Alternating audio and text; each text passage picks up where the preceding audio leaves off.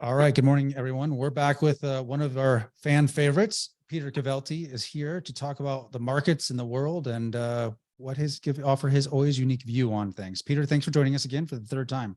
Appreciate it. Thanks for having me, Matt. Always great. You're a spectacular interviewer, and it's always lovely to see host Doug Casey, whom we've known. Doug and I have known each other for a long, long time, so it's always a pleasure.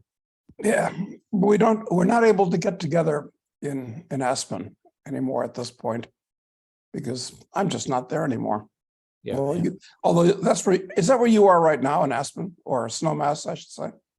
No, I'm at our office in Toronto right now, but okay. I'll be headed there soon, and yeah.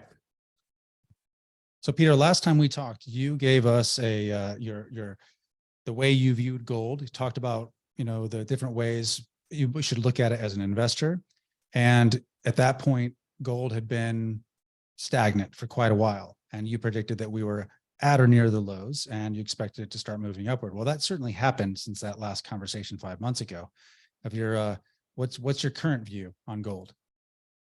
Well, just to backtrack, at the time we last talked, gold was around $1,750, and I thought it was in a correction mode, and I thought the support level would be 1,700. I was pretty certain of that. That was wrong. It went to almost 1,600, tested that twice, and then it took off. And as you know, between October or so and January of this year, gold went back up to 1,950. And more recently, through January, it sold off back to the 1,850, 1,880 area, which is a major support zone again. So my take now is, of course, when I see gold sell off, much more so than when it goes up, I ask myself whether I've got something wrong, and as I frequently do.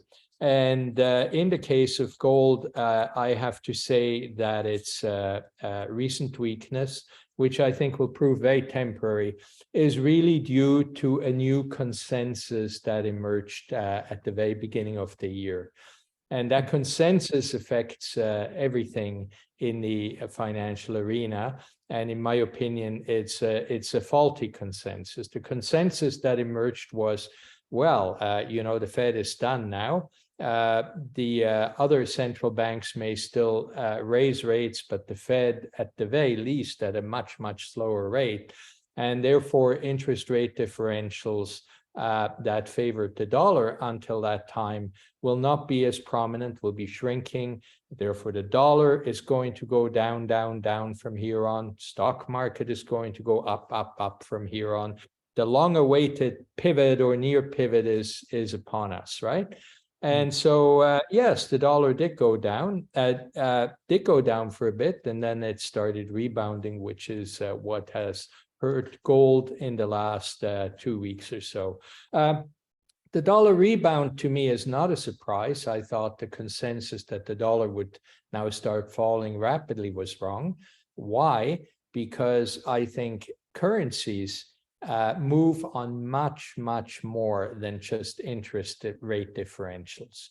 And while we can look at the United States and analyze every facet of it and come to the conclusion that the United States is in for some serious upheaval and trouble on many fronts, we must remember that capital flows are dominated by considerations of relativity.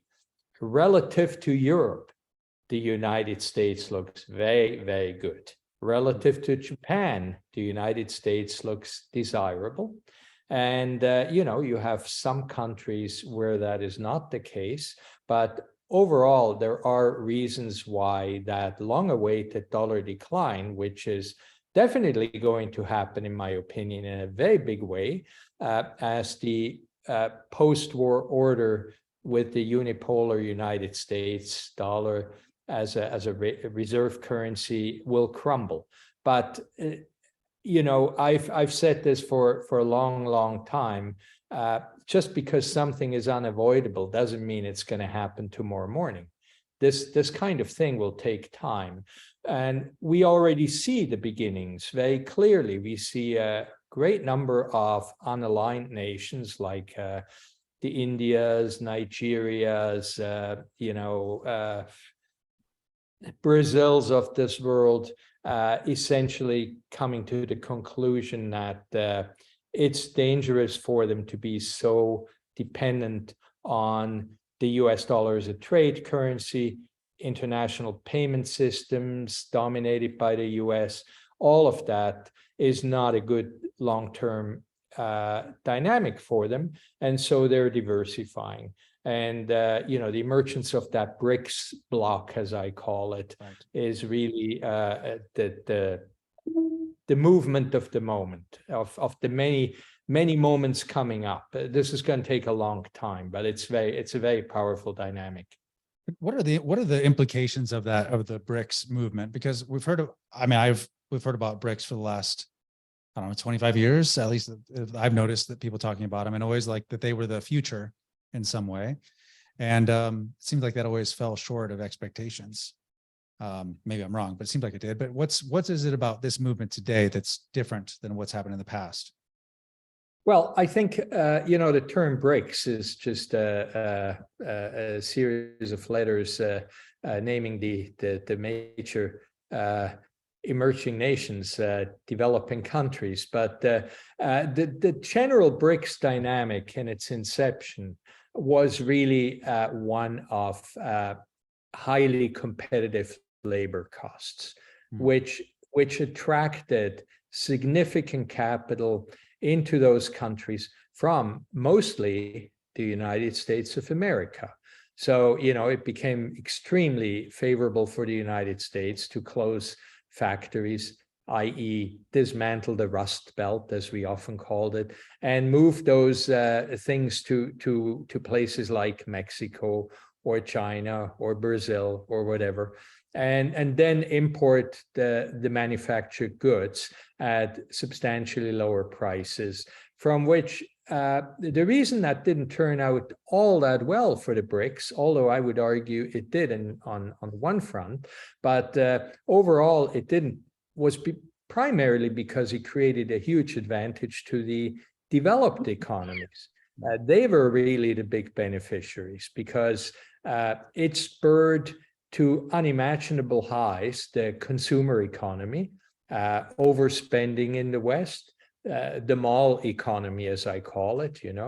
Instead of relaxing for the weekend, you run and you spend your last dime at the mall and get further and further into debt. And that worked for the West. That leverage that came through debt and the consumer habits really benefited on paper, benefited the Western economies dramatically. What it did for the BRICS is it created a manufacturing infrastructure, and it also spurred on the search for raw materials in many of the BRICS economies. When you look at, what do you think when you look at Kazakhstan? You think uranium, right? What do you think when you look at Brazil? You think wood, Oil,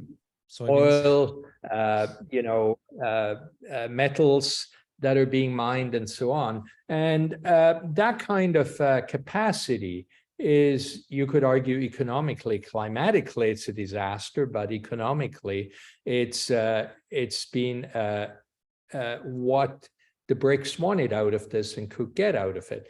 What we're dealing now is a completely different thing, because the BRICS were generally deeply aligned with Western capital flows, and therefore the Western political agenda. And we are now on a clear road of departure from that.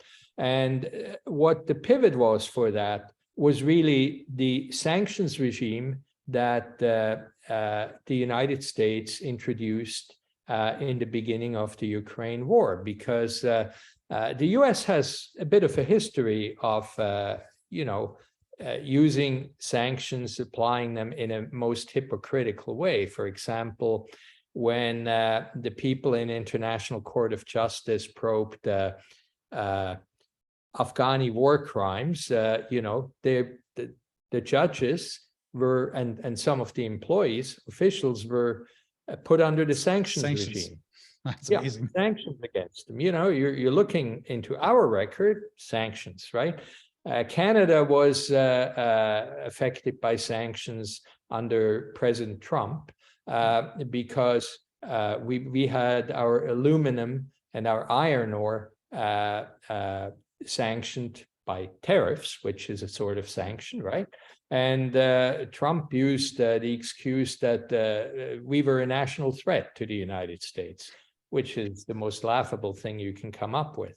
But that is the situation, that's the prequel. And then came these comprehensive sanctions.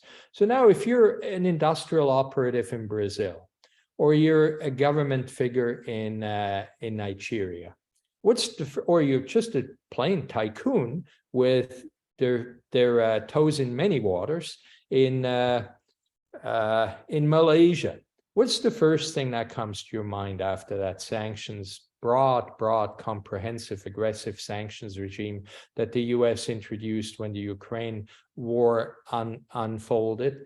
What comes to your mind is, Jesus, I don't want to be in this position ever that some Russian oligarch is in, who's been living in the UK for the last 25 years, right? That's not going to happen to me. Therefore, the only choice I have now is to distance myself from anything that is US dominated payment systems, IMF, World Bank, and NATO as well. And I think that's the new BRIC conglomeration that now arises. You have these countries. I mean, you can see the Indians who've had a cozy relationship with the US for quite some time, ever since the fall of the Soviet Union. They're now a lot more cautious, right? And then you have and every time these new alliances emerge, such as the one between Australia, Japan, and the United States, that's supposed to safeguard against China. They see that as yet another US advance that they must resist. And that is really the new BRICS conglomeration. And of course, the key economic variable comes from that is that over time, the United States dollar as a settlement currency is going to be used less often. So I don't yet know what exactly that means. Is it going to be the yuan, the Chinese currency? Is it going to be the euro? I doubt that very much, because the European Union seems to be much in bed with the United States as of late. But that's the difference in the BRICS evolution. Interesting. What do you think? What do you think are the implications of? We spent a lot of time talking about the Russia-Ukraine thing in past discussions. I'm curious how you feel about the situation now as it's continued to develop. It seems like hasn't been a lot of de-escalation on anyone's side, and well, there's just a lot. Basically, it seems like it's coming to a head once again, that if we don't get an off-ramp, it could blow up out of control. What do you think? Well, everything is a guess in this context. Of course, but, yeah. I think, I mean, personally, my feeling is, I wrote that the next major superpower confrontation would start in the Ukraine in 2014. That's when I wrote that in my reports. And the reason was very simple. Since the fall of the Soviet Empire, at which time Secretary Baker of the United States and Mikhail Gorbachev of the Soviet Union, in the presence of Helmut Kohl, the German chancellor, sat down and agreed that NATO would not expand eastward. And then we saw a rapid succession of just that happening. 2014 was the moment when 3 nations were admitted to NATO, Lithuania, Estonia, and Latvia that were bordering the Russian Federation, right? Russian territory. And in short order, weaponry was shipped there along those borders. And to me, that seemed a point of no return for the Russians. And what happened after was, we had a bunch of other events that contributed to Russian nervousness, let's call it, and the disastrous events which unfolded, which I'm not defending at all. I'm just saying there was provocation of magnitude in place. But what do I think about this? I think America is really benefiting from this, in that the dynamic of an ongoing war perpetuates the unipolar world order that arose from World War II. And I think with that, the European Union is firmly on the side of the US now. The US is controlling the military agenda on the West side completely through NATO.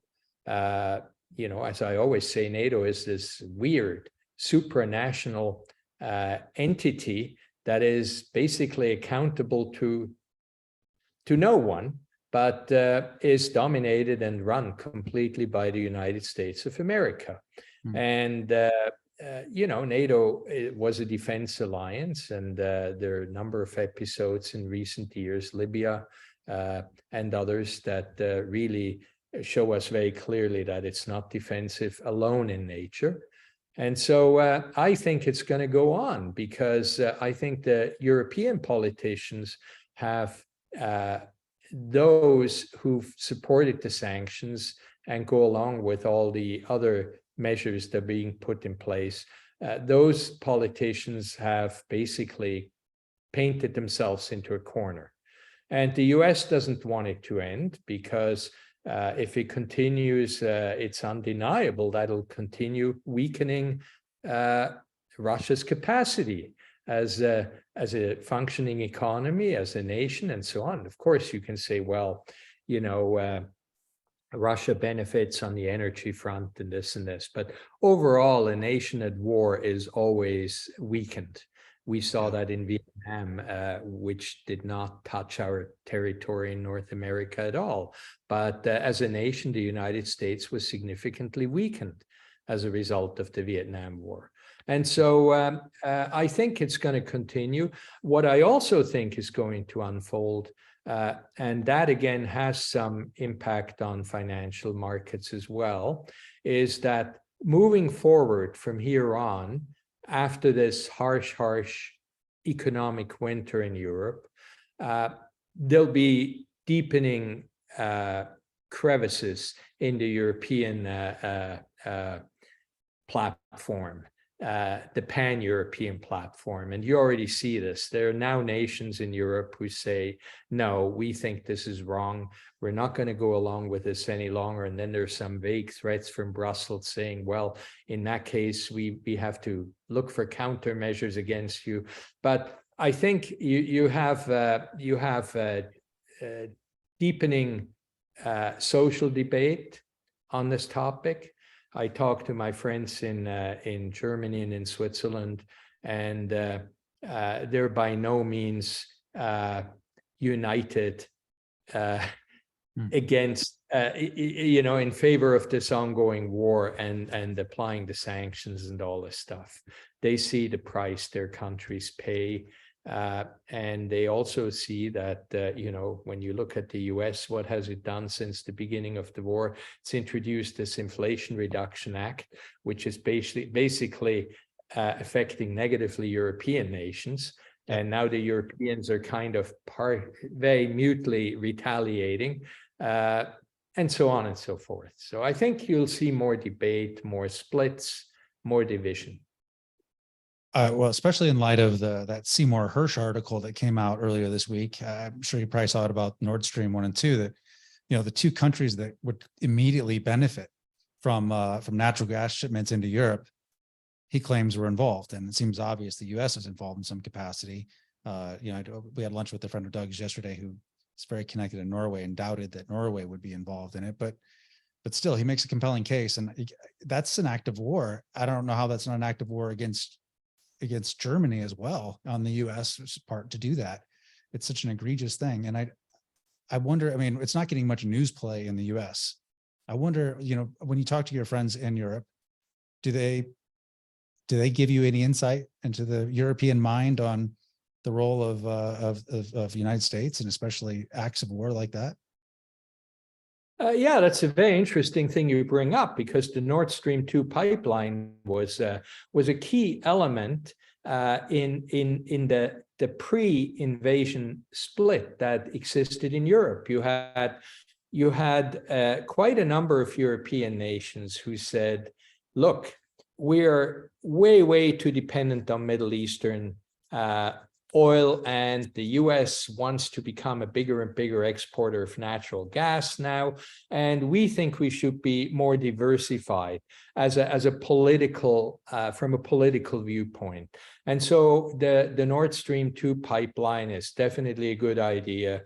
It'll diversify our sources of energy, and it'll project some kind of neutrality, and that was popular with quite a large part of the population. And then you had the nations that resisted that very considerably. And then you had the neutral ones. And the most amazing thing is that Germany, you mentioned Germany just now, Germany was the neutral one. And the US kept throwing threats at Germany. This is before the Ukraine was invaded. Right. If you go ahead with this Nord Stream 2 pipeline, we can't be friends and we have to consider sanctions. The US actually announced sanctions against the corporations that were involved in the engineering and building of the Nord Stream 2, which included Swedish and German entities. And so that was a pivot of sorts that blow up. Do my friends know anything that beyond speculation? No, but I don't think anybody who looks at the dynamic would come to the conclusion that Russia did this. No. Because for Russia, that is the worst outcome, is that Nord Stream 2 just goes away and won't be there even in the event of a negotiated ceasefire or peace agreement or whatever. So who was it if it wasn't the Russians? I don't know, and I don't think my friends know, but nobody believes the narrative that the media serves up. But that's pretty well the case now across the board. I wonder sometimes who still, other than for confirmation bias reasons, still pays attention to the narrative served up by the mainstream press. Mm. That's a good point. Yeah, it's a good point. What do you think? What other? I mean, where do you think we're at in the markets right now? We've been expecting. I mean, obviously, I'm fighting inflation. Fed's been raising rates. Lots of other people have. We've had some sort of potential crises that emerged, in Japan, and then in the UK with pensions. All those things seem to be suppressed. Things seem, put under control, and things seem to, have. The risk seems to have moderated in the markets. At least that's the way it looks. I guess, what's your take on the markets and where one should have their money and definitely not have their money in the coming months? Yeah, great, Matt. That's an interesting, the most interesting thing, right? What will markets do in this environment where every frontier that we imagine would be a crossover into the destructive has been breached, and yet things keep going, right? My take is that the number one imperative in these markets is that you have to be prepared for multiple outcomes. You have to ignore the mainstream narratives, or as others put it, the Wall Street consensus or whatever, just park that to the side somewhere and ask yourself, where could that be wrong? And I think you have to be very agile. And I think you can no longer invest in markets per se. For example, to buy the broad stock market is, in my opinion, a very bad idea. You have to, you know, in every market, there are good things out there. And I'll just give you an example of two companies. One, a Wall Street darling, trading. Imagine we're debating that we might go into recession here, or at least a soft landing at the very least. And yet the multiples are 30 times earnings. I think the average is around 20 times earnings, which has never been seen, that we would, you know, not have a significant deflation of stock values.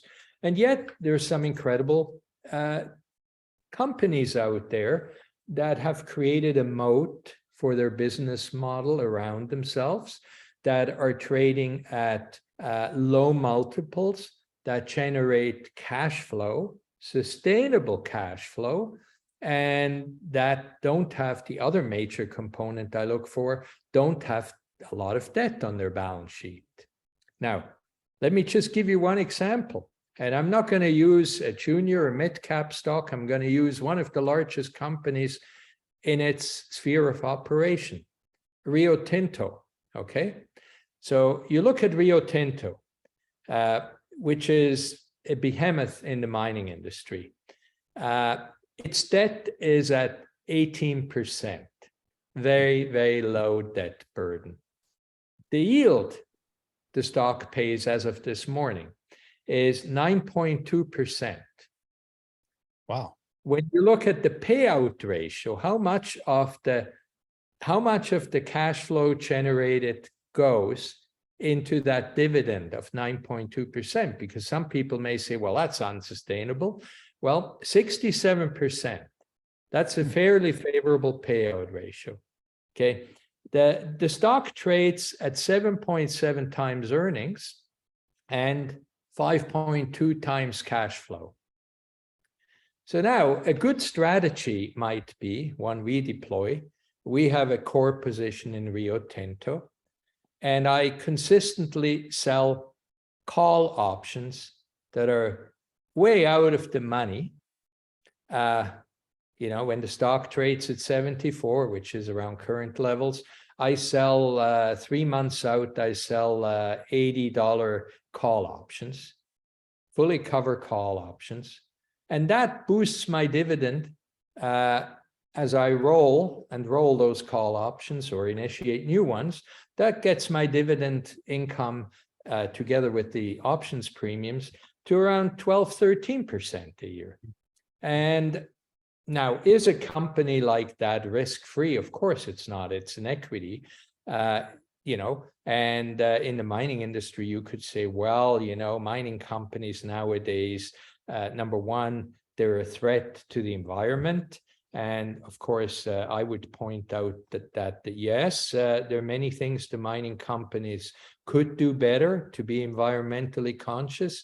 And actually, surprisingly, many of them are getting better. Rio Tinto just announced a little while ago they were going to spend $1 billion or something on converting from diesel to operate all their equipment to other sources of energy, which helps.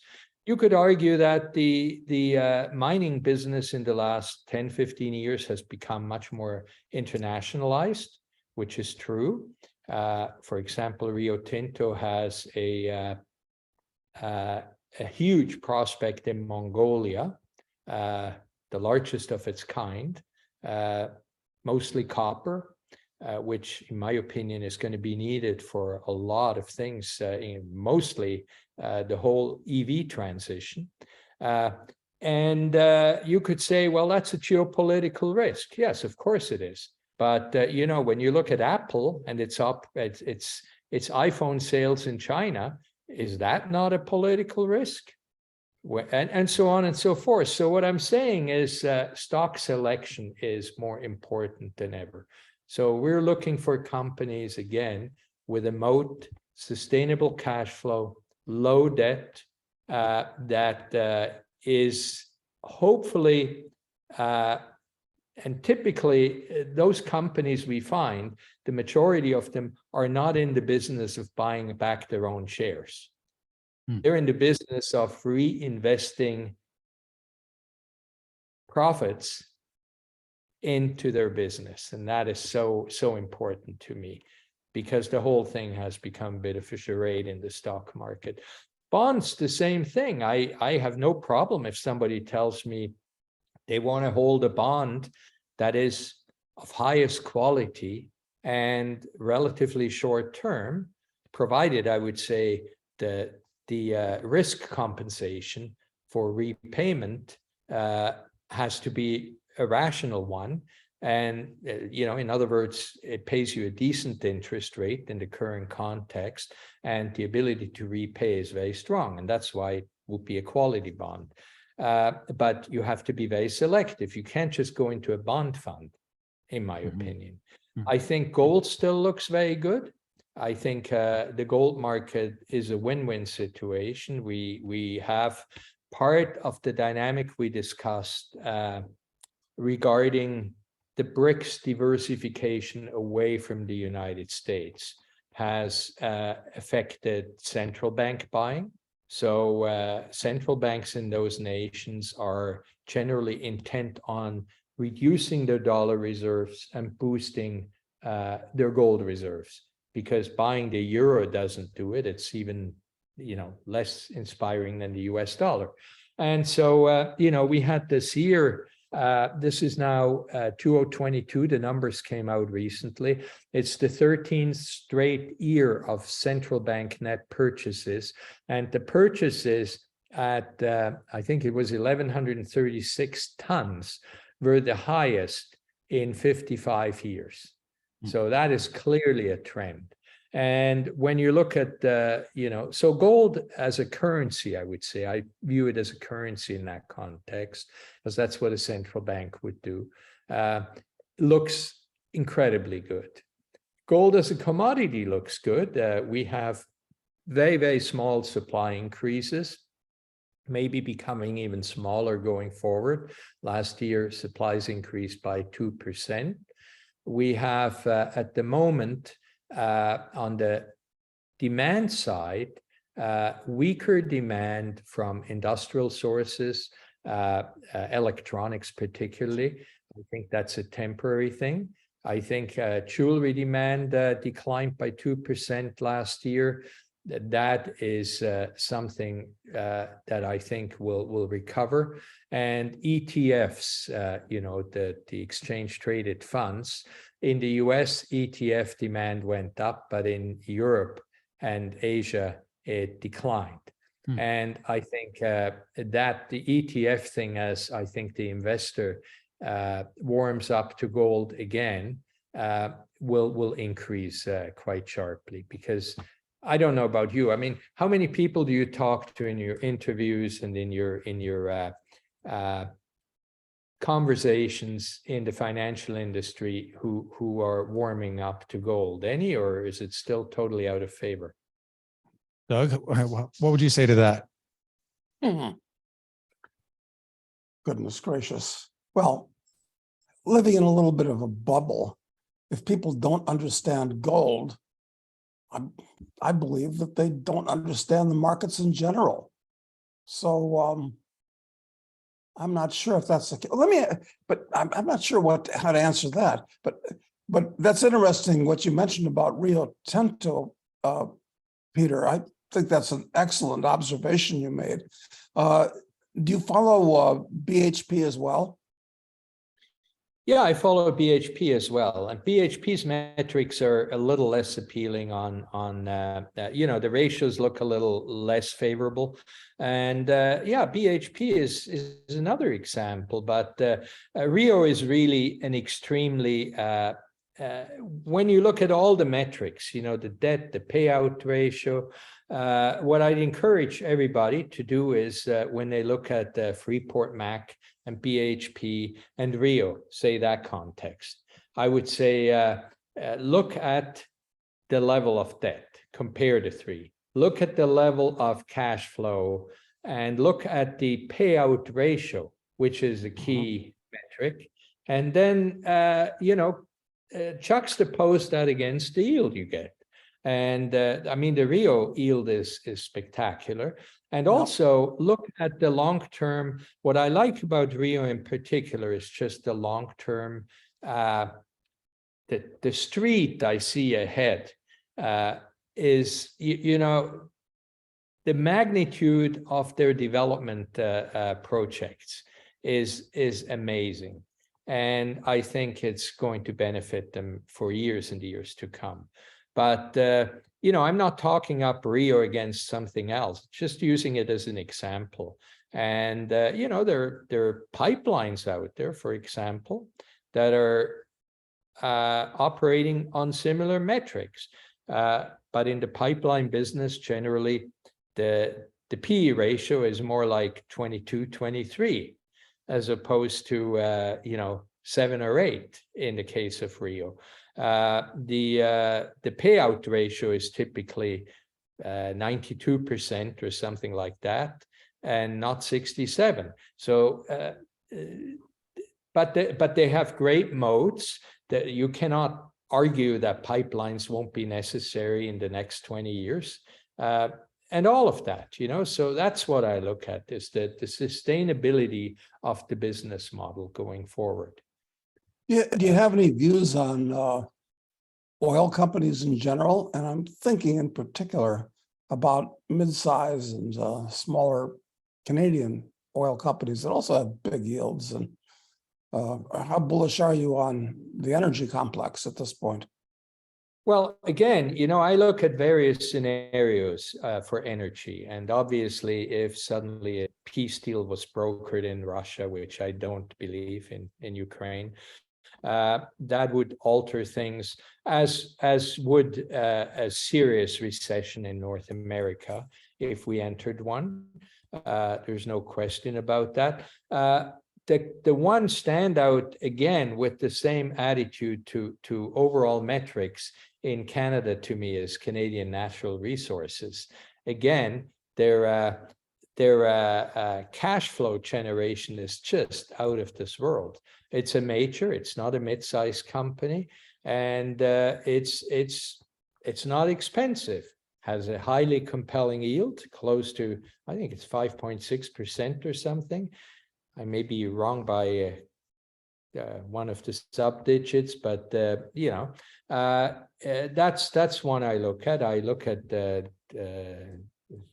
other integrated companies like Total. I look at Suncor and so on. But again, in comparison, Canadian Natural Resources, symbol CNQ, looks to me right now like the most attractive. And again, I see many, many years ahead of unchallenged operation. And to me, what's also interesting about, since we're on base metals and energy and so on, is the debate about the green revolution.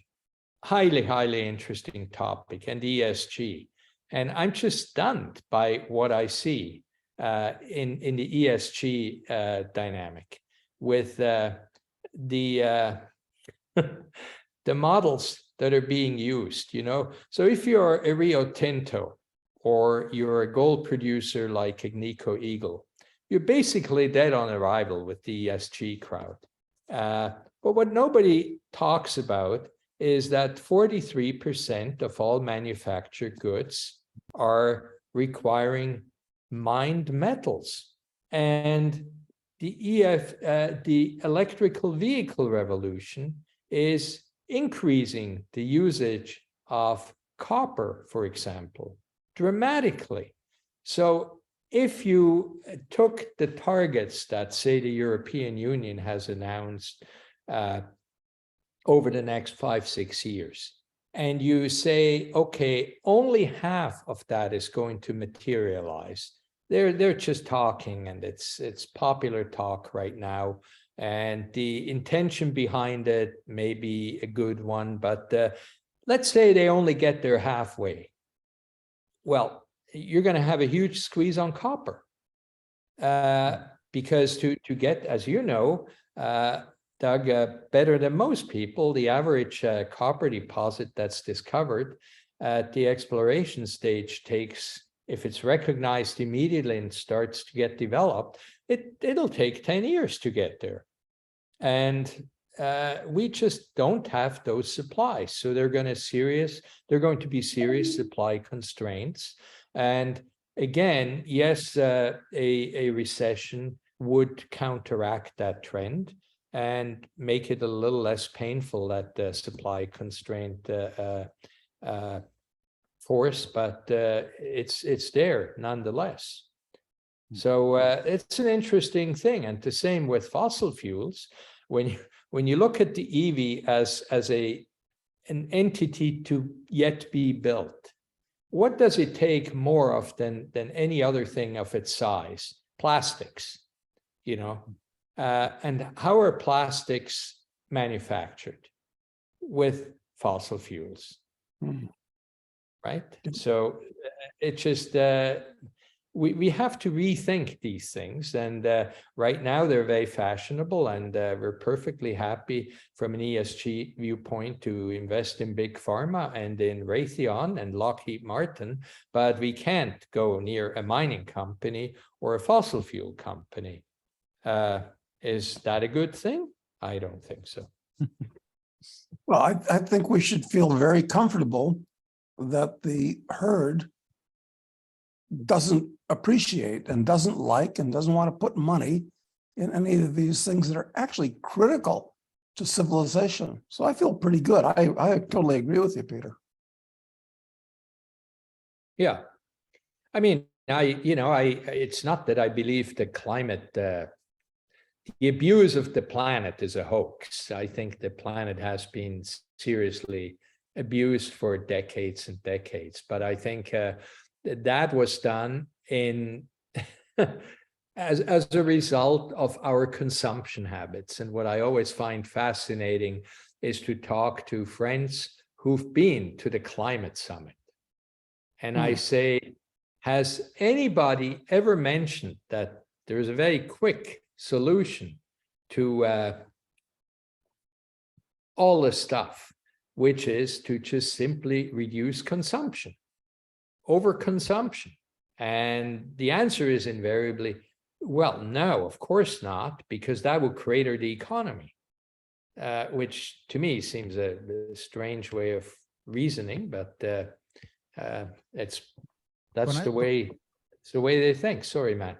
I was going to say, when I looked at some of the targets that the UK has for meet their emissions targets that they would need to meet by 2030, that they consider legally binding. It requires a reduction in the carbon footprint of your typical Brit by about 2/3 between now and then, 7 years. And so that would definitely require a substantial reduction in consumption in order for it to even be possible. Actually, it seems unbelievable to me. I didn't understand that these targets were actually the government considered them legally binding, and that the whole of government in the UK was working to institute policies, restrictions, regulations, taxes, whatever, in order to be able to make sure that those targets are hit. And that seems awfully extreme to me in that short a time period. What do you think about that part of the ESG world?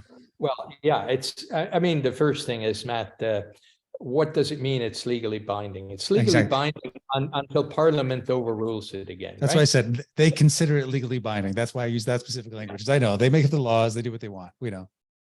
So that's number one. And number two is, so we are going to reduce our carbon footprint. And, there are many, many ways of looking at that. And for example, I've talked to several environmental charities about tackling what to me is an absolutely horrible event that takes place in every North American big city, which is in Toronto and Montreal and Vancouver, for example, and I'm sure it's the same in Denver and Chicago and New York City. Wherever you go, you have cement trucks and trucks bringing dirt or picking up debris or whatever to every and from every hole in the ground. And these trucks line up, and summer and winter, they're idling. They're waiting for their turn to drop off the cement. And instead of rolling the window down, they have the air conditioning on and they're idling. And in most of these municipalities, there are ordinances that forbid that very, very clearly. So those are things we could do immediately, but that is not what is being done. I cannot get anybody to bring that up, to embrace that as a platform of here is CO2 output that we could stop right now. Much, much more profitable to have thousands of parking police buzzing around the big cities and sanctioning housekeepers who are overstaying their welcome at the grocery store by 18 minutes, Yep. That's Exactly. a lot easier to enforce. And so you've got these unholy alignments between politicians and segments of industry that are virtually untouched. And then you have, stuff like, the carbon footprint as measured by what they want to achieve. Right. And on the other hand, as we eliminate one whole bunch of stuff, we're installing millions of cameras everywhere. Now, just imagine what metal consumption that'll bring to the table. And in producing those metals, what CO2 emissions will be generated there. So it's just. Well, and what about blowing up the Nordstream pipeline? I think that was the greatest environmental disaster of my lifetime, but it didn't count because it was against Russia. So Yeah. Well, Peter, yesterday, Matt and I had lunch with a couple of guys, and one of them was a Norwegian fund manager who shares our views. And he pointed out, I thought it was quite interesting. He pointed out getting together with a bunch of other fund managers. I don't know where they were from. And they were all talking about all the dangers of carbon and this type of thing. And he asked these guys, these are rich, educated guys, knowledgeable guys. And he asked them, all right, look, what percentage of the atmosphere is currently carbon dioxide? And none of them knew, but he asked, take some guesses. And one of them guessed 30%, another guy got 20%. And another guy said, well, I think it's closer to 10%.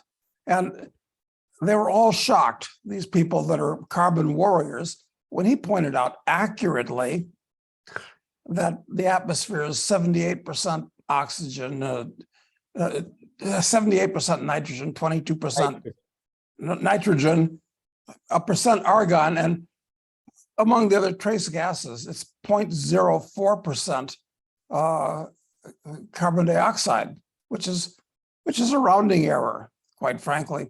And it's what plants live on. And in geological terms, that the amount of carbon dioxide in the atmosphere is really at geologically historic ultra lows right now. They were all shocked. I don't think any of these carbon warriors are even aware of that. It's amazing. I mean, what do you think of these people? That you run into more of them in the fund management business in Toronto than I do at this point. But what do you think of how knowledgeable are these people, do you think? I can't answer that, Doug, because I've stayed clear of this whole movement. And, I do look, for example, Barrick Gold, okay, made a very specific plan and announced that very clearly in response to accusations of pollution, which were, in retrospect, justifiable. I mean, it was unnecessary pollution. And they came out and they said, similar to Rio Tinto, similar initiative, but they specifically just targeted diesel emissions. And when I point that out to some of the people who are in this ESG conscious space of the money management field, they're not particularly interested in hearing that. You know, it's just you also have to realize that it's a huge conflict of interest, because the advent of ESG funds, and I'm talking observing some notable exceptions to this rule, but the biggest ESG funds that were rolled out in the last 2 years, offered by the biggest institutions, are all charging a premium management fee over their other funds. So that is a huge conflict. So of course they parrot whatever is going in that direction. And I think, you know, we're back to media narrative and so on. Ideology. It's ideology. It's not, no one's interested in practical solutions. That's correct. It's all about ideology, and you know, so you have two choices. You can keep reading the same stuff because it confirms your views, or you can look a little further. I think I mentioned to you what I do every morning is I look at the headlines and the main stories in you know, the New York Times and the Wall Street Journal, the Telegraph in the UK, and the Guardian. I look at the Neue Zürcher Zeitung, the Swiss rag, which is, you know, and I look at the opposite. And then I adjust each of those narratives for the biases I have come to see over many years. And it gives me a bit of an illusion that I therefore know better what is really going on. I think to an extent that's true, and it's probably overstated at the same time too. And then you have the other side of the media, which is the alternative media, some of which have jewels of insight within them, and others are just completely over the top too. Yeah. Yeah. Okay. Well, Doug, is there anything else you wanted to ask Peter while we've got him here with us? No, just whether in the future we should do this again. And I vote yes, because Peter's great to talk to. And we get requests from viewers for your attendance. So Peter, it means a lot to us for you joining us. I always love it when we get more subscribers to our free newsletter. Yes. Postings, because you know, I no longer take business. I'm in a state of consolidation and cutting back at my age, and what I hope to do is get this out to as many people as possible. And again, remember always, be prepared for various outcomes and adjust as possibilities change. Gotta be that's nimble. The most important. Yeah. Okay, and you can get Peter's stuff at cavelti.com. I will have a link in the description. It's a free email list. He sends excellent analysis and updates in the markets and geopolitics and lots of other stuff. So I encourage everyone to sign up for that. It's free. There's no reason not to. And I'll have a link in the description below. Once again, Peter, thanks for joining us. Really appreciate it. Yeah, thank you, Doug, and thank you, Matt. Always a pleasure. Looking forward to next time. Thanks, Peter.